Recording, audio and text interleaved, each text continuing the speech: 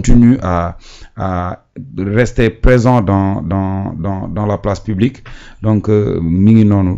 Alaaji Rawane, quand on voit l'affaire de Abdoulaye Sylla mi nga xam ni ñun ñëpp xam nañ campagne bi mu fi jot a def précédemment ba bénéficier ci li nga xam ni mooy une place un siège fait ci Assemblée nationale. Aujourd'hui mi ngi exercer sa fonction ou pas, nee na son véhicule il le fait de don à un centre d'hémodialyse au niveau de Dakar, parce que am na yu bëri yu mu constaté, am na yu bëri yu mu seetlu, donc looloo waral tax mu def don boobu noonu. Côté boobu noonu loo ci gis. waaw c'est vrai sànq lay suivre effectivement après gis partage boobu mu def ko. waaw Abdoulaye Sylla pourquoi cas am peut-être nekk cas boo xamante ni mën nañ cee taxaw mooy déjà c'est vrai comme ni nga ko waxee def na fi campagne nekk député et tout ça d'ailleurs beneen affaire bi nga xamante ni sax dafa tax xëy na sujet bi di attiré mooy dañuy gis sànq ki nga xamante ne ni bon pas sànq après kii nga xamante ne mooy président Assemblée nationale di El Malick Ndiaye dafa am situation bu am ñu am benn polémique mën nañ ko waxee noonu jëm ci ay oto yu ñu war a jënd et tout ça. Donc loolu dafa nekk benn chose bu nga xamante ni dana tax ñu war a mën a wax ci Abdoulaye Sylla mi wax ci oto bi. Beneen affaire mooy El Malick également dafa wax ci li nga xamante ni ñu ngi koy waajal jëmale ko ci règlement intérieur Assemblée nationale. ngir dindi fa lii nga xamante ni mooy absentéisme. ci député yi. fexe ba nga xamante ni député yi nga xamante ni du ñu teew. ñu am noo xamante ni assemblée dina mën a doxalee ak ñoom. donc dans les deux cas donc kii di Abdoulaye Sylla il est concerné. Concerné par les véhicules parce qu'il est député, mais concerné également par li nga xamante ni moom la ñu njort a def moom la ñu bëgg a def bokk ci biir règlement intérieur bu assemblée nationale ngir absentéistes yi tout simplement. Pourquoi effectivement ces deux points de ko concernés, comme je dis absentéisme bi loolu bokk na ci li nga xamante ni sénégalais yi wax dëgg fa yàlla ñu ci baree dañuy wax ne assemblée nationale lan la ci xaar. Parce que su fekkee ni yow dañ la fal jox la mandat ay sénégalais wóolu la ba ni yow mii kat li ñu gis ne loolu lañ bëgg assemblée di ko doxee wala mooy sunu ay doléance yow lañ ci wóolu pour nga ñëw yegg ko à l'assemblée nationale. Et que doo teew mukk sa ay moroom député di fa teew c'est-à-dire ne serait-ce que déphasage boobu mën naa ne sax injustice boobu il faudrait tout simplement ñu corriger ko parce que mënoo leen nekk 165 députés ñëpp di ñëw di teew comme il se doit yow effectivement bu la neexee ñëw bu la neexee doo ñëw bu weer deewee effectivement ngeen bokk les mêmes conditions yi nga xamante ne moom la seen weer di deewee loolu pour man c'est tout simplement inadmissible. Bu ñu waree joxe oto nga bokk ak ñoom les mêmes avantages am oto pour man c'est tout simplement inadmissible. Mais mieux c'est-à-dire ça c'est même trahir ces sénégalais yi nga xamante ni ñoo la wóolu ba yóbbu la à l'Assemblée nationale. Et loolu nag je pense que état à travers institution bi di Assemblée nationale moo war a veiller à ce que képp ku ñu fal. ba yóbbu la à l'Assemblée nationale mu veille à ce que nga respecter par force la volonté de ces sénégalais là yi nga xamante ñoo la porté yóbbu la à l'Assemblée nationale. Donc Abdoulaye Sylla avant d'être effectivement wala boog avant de faire des déclarations ci auto yu ni mel c'est-à-dire il faudrait d'abord mériter ce véhicule par ta présence. Et par la façon bi ngay porter li nga xamante ni mooy message yu ñal nga xamante ñoo la yóbbu fële à l'Assemblée nationale. Donc première chose bi nga xamante ne Abdoulaye moom la war a expliquer wu devant les Sénégalais te moom la war a def mooy fexe di teew ci Assemblée nationale. D'ailleurs ça fait un bon bout de temps ñi ngi naan mi nga bitim réew man la dernière fois j'ai vu des publications yu mu def yoo xamante ni man dama ne ok kon saa mi ngi ci boppam newul ci réew mi. Donc loolu mooy li ñu war a régler te je crois que loolu Assemblée nationale moo war a dox jëm ci. Assemblée nationale moo war a jëm ci pour la simple et bonne raison que règlement intérieur bi moom mooy organiser biir Assemblée nationale. Règlement intérieur ci boppam mën naa xañ député son mandat. Parce que tey kii di Barthélémy Diaz règlement intérieur bu Assemblée nationale moo joxe la possibilité ñu mën leen a saisir kii def ko ki nga xamante ni mooy le ministre de la justice ngir ñu mën a jël mandat parce que dañ ko condamné de façon définitive. Donc loolu c'est-à-dire ça montre tout simplement que règlement intérieur Assemblée nationale mën naa am taxawaay boo xam ne mën naa permettre ku deful li nga war a def en tant que député ñu mën tout simplement retirer sa mandat de député boobu. Donc loolu encore une fois dañoo war a dem beaucoup plus loin man chaque fois ma wax ko te défendre ko ne les députés absentéistes war ñoo yam juste ci nangu seen ay salaire ak seen i privilèges parce que am na des députés yu nekk à l'Assemblée nationale salaire boobu ak privilège boobu ak oto boobu dayuñ ko dara. Abdoulaye Sylla c'est un de ces genres de députés yi nga xamante ni tey boo leen joxee oto am nañ ko ba pare. Au contraire oto ya nga leen di jox sax xëy na seeni oto yi bopp koy gën a luxe foofu. Donc salaire ba nga leen di jox c'est-à-dire waa assemblée nationale yëpp boo def ndax mën nañ leen di fay ay salaire kon kooku soxlawul salaire bi kon kooku soxlawul oto bi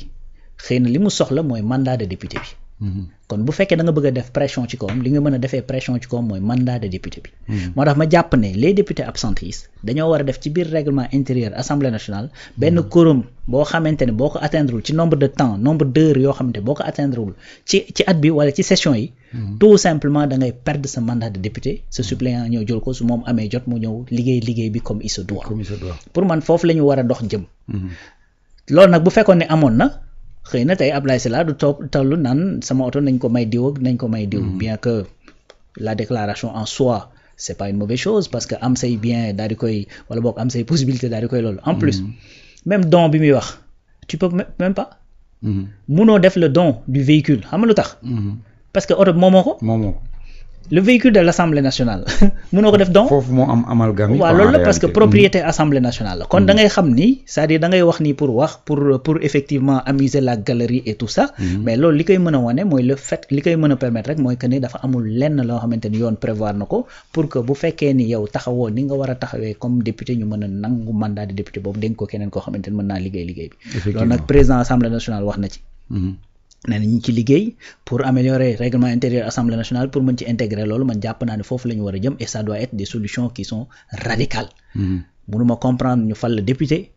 c'est-à-dire heure bu ñu la gisee c'est de temps en temps doo ñëw commission doo ñëw session doo ñëw fenn ba pare garder sa mandat de député loo koy doyee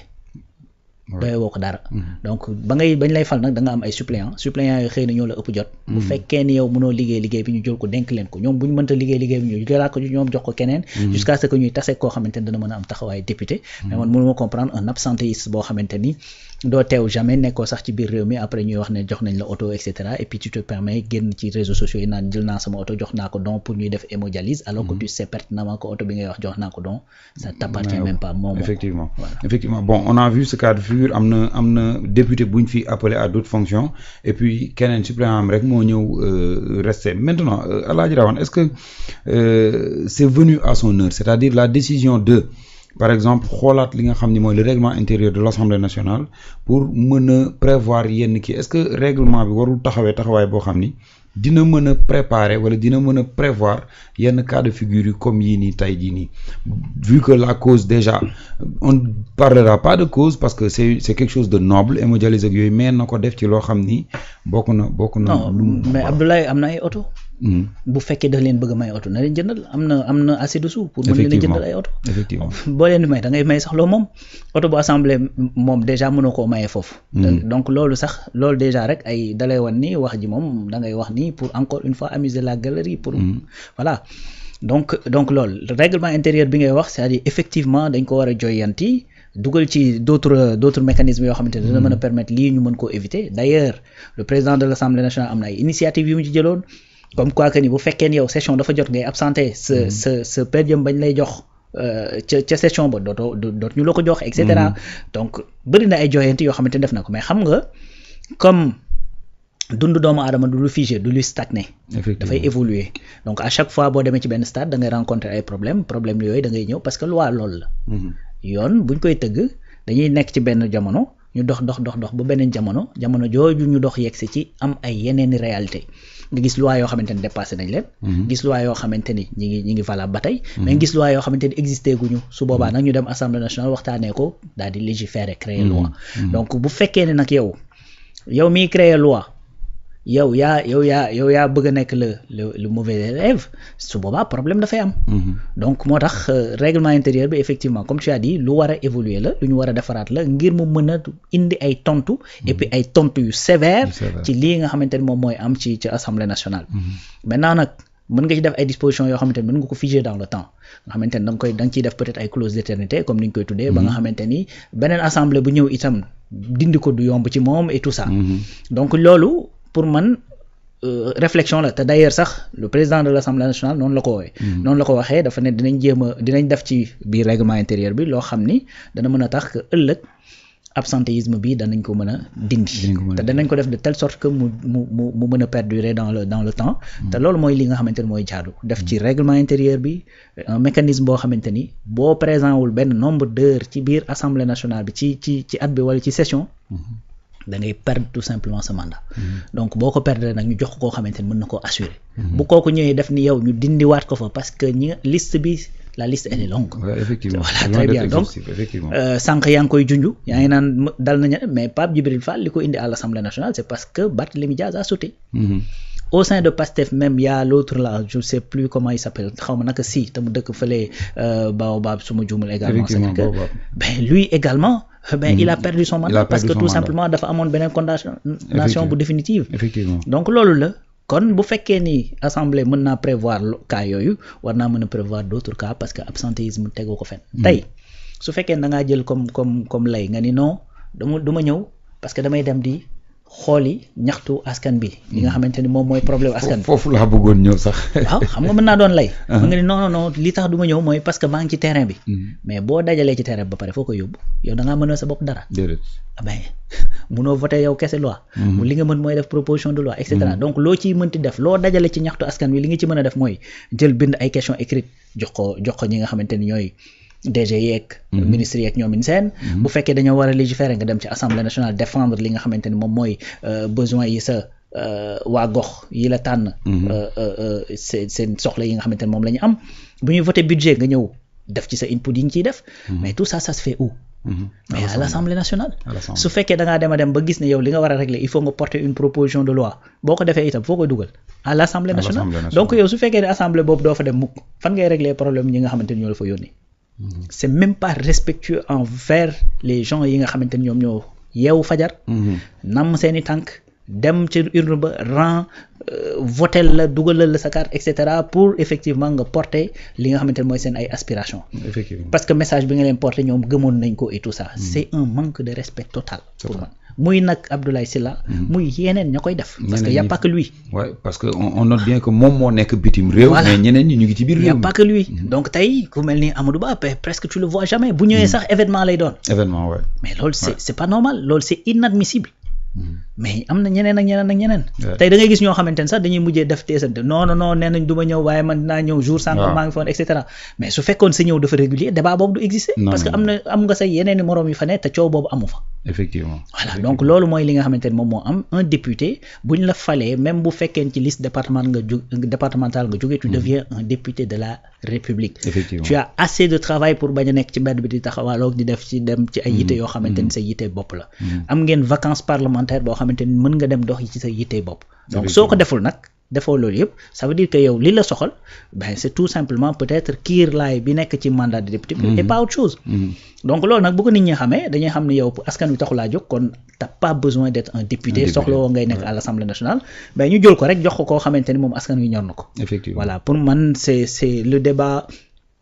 affaire bi mettiwul il faut tout simplement bu fekkee da ngeen nekk mbooloo muy liggéey ku ci nekk ñëw ak jikkoom ku ci nekk ñëw ak ni nga xamante ne noonu la mel ak ay aspirations et cetera il faut un cadre réglementaire boo xamante ni mooy mën a tënk kenn ku ci nekk ba mu mën a def liggéeyam comme il se doit voilà comme ni ñu koy woowee rek mooy pencum ndaw réew mi donc bu fekkee représenté woo ndaw réew mi wala toogoo fi leen di représenté amoo lenn loo leen mën a apporter de plus bon ñu ngi naan ay c'est moom moomu ko mais bon en réalité du loo xam ni moom moo ko moomal boppam donc ñeneen oto bi ñuy wax da ko maye moo ko moomu ko il peut il doit mais en réalité ce qui est sûr et certain mooy oto bi oto assemblée la ñoom ñoo ko jox pour mu ci liggéey di dem ak a ñëw donc ça c'est déjà figé dañ ko bëggoon a éclaircir ci bopp nit ñi rek et puis cette question c'est clair d'ailleurs bokk na sax ci les arguments yi nga xamante ne moom le président Assemblée nationale utilisé pour tout simplement valider li nga xamante ne mooy choix bi mu def mooy que dañ doon jox député bu nekk 900 000 par mois donc 900 000 yooyu joxeetuñ ko dañ koy récupérer jëndee ko ay oto te à la fin de la mandature oto bi assemblée moo koy moom effectivement donc loolu ça veut dire tout simplement que ni waa ji ci boppam oto bi du otoom muy benn deuxième chose les véhicules là yi nga xamante ne moom la ñu kii mais en vérité boo ko mayee ñi nga xamante ne dañ nekk ci centre yi nga xamante ne dañuy def hémodialyse mais est-ce que doo leen teg problème parce que oto bi du naan ndox di te oto la nag effectivement voilà donc su boobaa yow est-ce que doo leen gën a kii sax bu fekkee ay hémodialysé mais donne leur un véhicule boo xamante ne au moins dana mën a servir à leur malade effectivement bu am machine équipée te mën na ko. waaw loolu la donc cela veut tout simplement encore dire que ni vraiment détail bi moo ci am nii rek mais pour man effectivement c'est pertinemment voilà donc ça n'a aucun sens ça n'a aucun sens. c'est-à-dire première chose bi nga xamante ne moom la war a def ak moromam yi absenté mooy ñëw remplir son mandat de député comme il se doit. Point. Voilà. Point. Je pense que c'est assez clair c'est assez clair na ñëw remplir son mandat de député bi nga xam ni moo ko fi teg et puis c'est tout bonnement ça. Maintenant ñu jàll ci deuxième point bi nga xam ni ñu ngi dégg dans toute la toile ñu gis affaire Barthélémy Dias